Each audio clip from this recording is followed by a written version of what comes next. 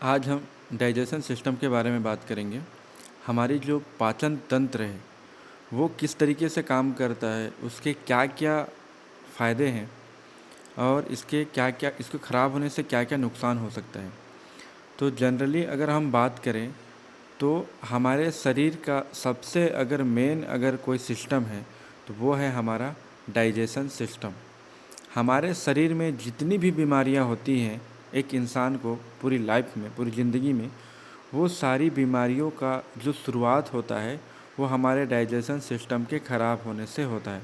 इस चीज़ को हम स्टेप बाय स्टेप देखते हैं कि ये चीज़ें होती कैसे हैं।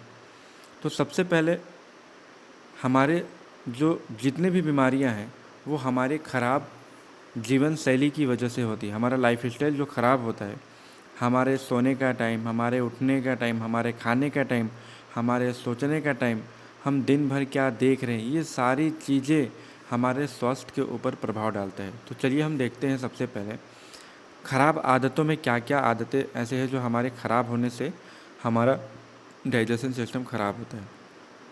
सबसे पहला है हमारा खान पान। आप किसी भी डॉक्टर के पास जब जाते हैं तो वो सबसे पहले आपको सलाह देते हैं कि आप अपने खान पान को सबसे पहले आप सही करो।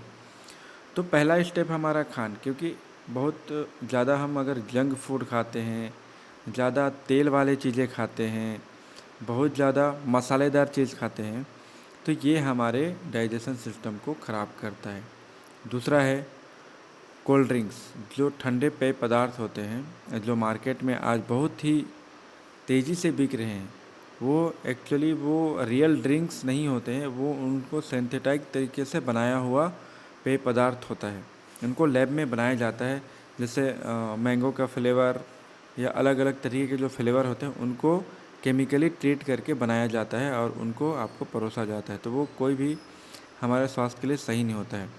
आज दिन ब दिन लोगों नशे कर रहे हैं, धूम्रपान कर रहे हैं, ये भी हमारे डाइजेशन सिस्टम को ख़राब करता है। तनाव, आप अगर ज़्यादा तनाव में रहते हैं, आप अगर चिंता में रहते हैं तो वो भी आपको डाइजेशन सिस्टम को ख़राब करता है। देर रात तक जगना और मोबाइल को लंबे समय तक स्क्रीनिंग देखना, ये भी हमारे डाइजेशन सिस्टम को ख़राब करता है। शारीरिक गतिविधि का कम, आज देखेंगे जो ऑफिस वर्क होता है उसमें एक इंसान एक लंबे समय तक क्या होता है, बैठे रहता है, जिससे भी हमारा डाइजेशन सिस्टम क्या होता है, ख़राब होता है। तो लॉन्ग सिटिंग को एक सिगरेट से भी ज़्यादा खतरनाक समझा गया है। तो ये सारी चीज़ें हैं हमारे लाइफस्टाइल को ख़राब करती हैं।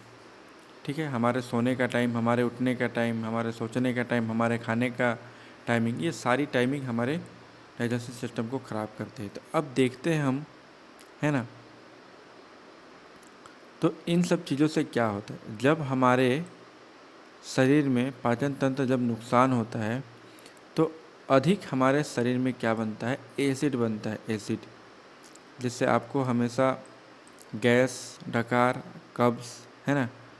और डाइजेशन सिस्टम जब ख़राब होता है तो हमारा खाना सही तरीके से पचता नहीं है, सही टाइम से नहीं पचता है, और सही टाइम से अगर नहीं पचेगा तो गैस, पेट का फूलना, कब्ज़ आना, जो न्यूट्रिशन हमारे शरीर को मिलना चाहिए वो न्यूट्रिशन प्रॉपर नहीं मिलता है।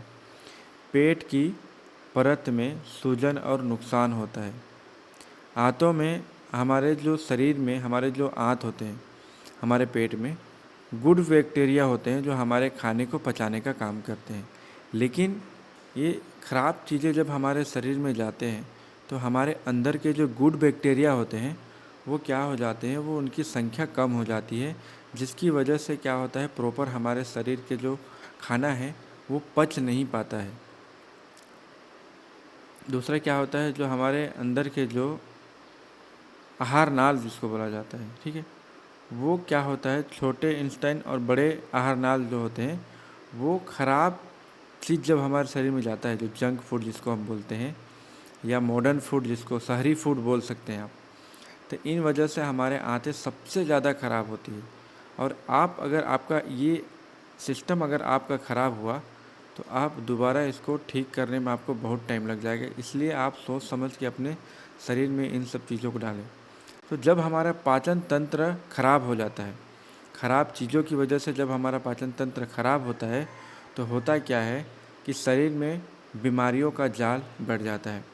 पेट में अल्सर जैसी बीमारियां होती हैं जो बहुत ख़तरनाक होती हैं। और दूसरी बड़ी चीज़ है मोटापा। आपने नोटिस किया होगा कि जब हमारा एज जब कम था तो हम कुछ भी चीज़ खाते थे तो वो हमारे शरीर में आसानी से डाइजेस्ट हो जाता था। लेकिन एक एज के बाद आप देखे होंगे कि हमारा जो पाचन क्रिया है वो धीरे धीरे स्लो हो जाता है। तो अब क्या है कि हमको जितना कैलोरी चाहिए हम उतना कैलोरी हमारा शरीर यूज नहीं कर रहा है। तो जो बचा हुआ जो कैलोरी है वो क्या होता है, आगे चल के वो फैट में कन्वर्ट हो जाता है। तो आप देखेंगे कि 25-26 के एज के बाद अधिकतर लोगों में ये मोटापा की जो बीमारी है वो आना शुरू हो जाता है। और मोटापा होने का मतलब ये है कि आपके शरीर के अंदर, आपके आंतों में, आपके लीवर में, आपकी किडनी में फ़ैट जमा हो रहा है। और ये फ़ैट बहुत ही खतरनाक होता है, जिसको हम लोग बोलते हैं फैटी लीवर, जिसको हम लोग विसरल फैट भी बोलते हैं। ठीक है। उसके बाद आंतों में समस्या आना शुरू होता है। ठीक है। आप देखेंगे कि जिन लोगों का आपका वज़न ज़्यादा होता है, मोटापा होता है, उनमें डायबिटीज़ की बीमारी होती है। डायबिटीज़ एक इतना खतरनाक बीमारी है कि आपको उसको कभी ठीक नहीं कर सकते हैं। आप उसको कंट्रोल भले कर सकते हैं, उसको कभी ठीक नहीं कर सकते हैं। और देखा ये गया है कि जितने भी लोगों को डायबिटीज़ की बीमारी होती है उनका डेथ डायबिटिक की वजह से नहीं होता है। डायबिटिक की वजह से वो जो मेडिसिन लेते हैं उसकी वजह से उनका डेथ होता है, उसकी वजह से लीवर फेल हो जाता है, उनका किडनी फेल हो जाता है। तो ये सारी समस्याएं आती है।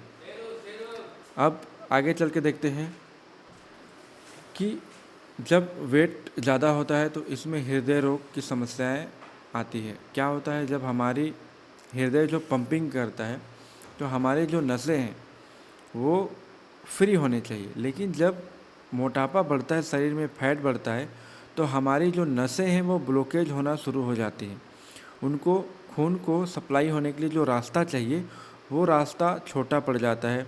हम जो ऑक्सीजन लेते हैं, ब्लड क्या करता है, खून क्या करता है, उन ऑक्सीजनों को हमारे पूरे शरीर में पहुंचाने का काम करता है। लेकिन जब फैट हमारे शरीर में बढ़ता है तो हमारे नसों की जो रास्ते हैं वो छोटे हो जाते हैं या ब्लॉक हो जाते हैं, जिसकी वजह से हार्ट अटैक की समस्याएं देखी गई है। तो ये आपने देखा कि इतनी सारी समस्याएं पैदा हो रही है सिर्फ़ और सिर्फ हमारे डाइजेशन सिस्टम के ख़राब होने से। आगे हम बात करें कि अगर आपका डाइजेशन सिस्टम ख़राब है तो आप किस शरीर में देखिएगा पिंपल्स वगैरह का आना, है ना। और आप दिन भर चिड़चिड़ा महसूस करेंगे, डिप्रेशन में रहेंगे। ठीक। आप कितना भी अच्छा खा लें, अगर आपका डाइजेशन सिस्टम ख़राब है तो जितने भी पोषक तत्व हैं उनका एब्जॉर्प्शन हमारे शरीर में बहुत कम हो जाता है। विटामिन्स मिनरल की कमी हो जाती है, जिससे शरीर क्या होता है, कमज़ोर हो जाता है, थकान महसूस होता है, आपको सुस्ती महसूस होगा।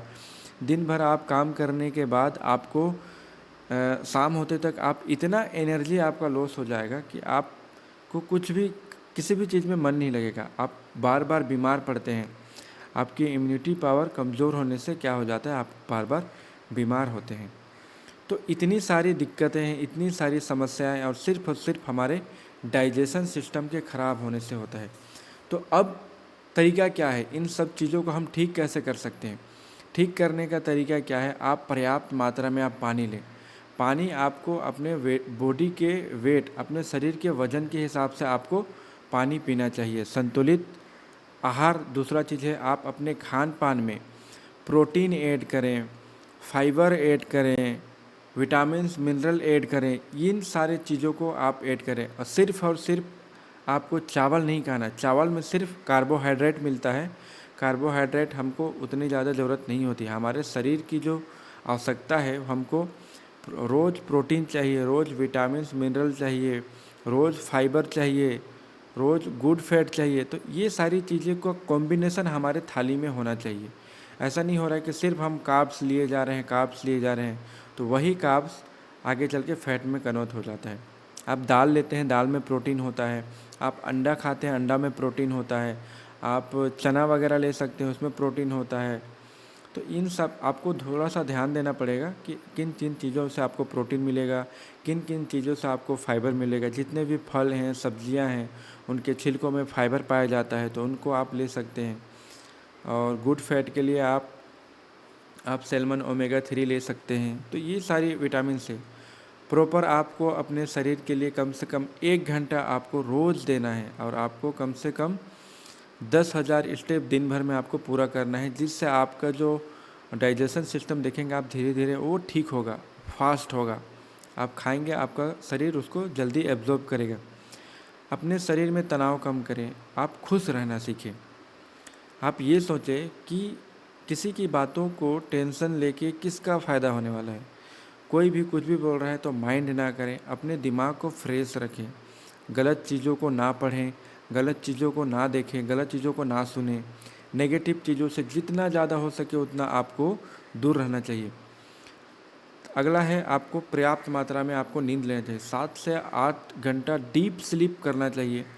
उसके फ़ायदे क्या है, जब हम सोते हैं तो हमारा शरीर पूरे तरीके से रिपेयर होता है। अगले दिन फिर से हम उसी ताज़गी और एनर्जी के साथ काम करने के लिए हम तैयार होते हैं।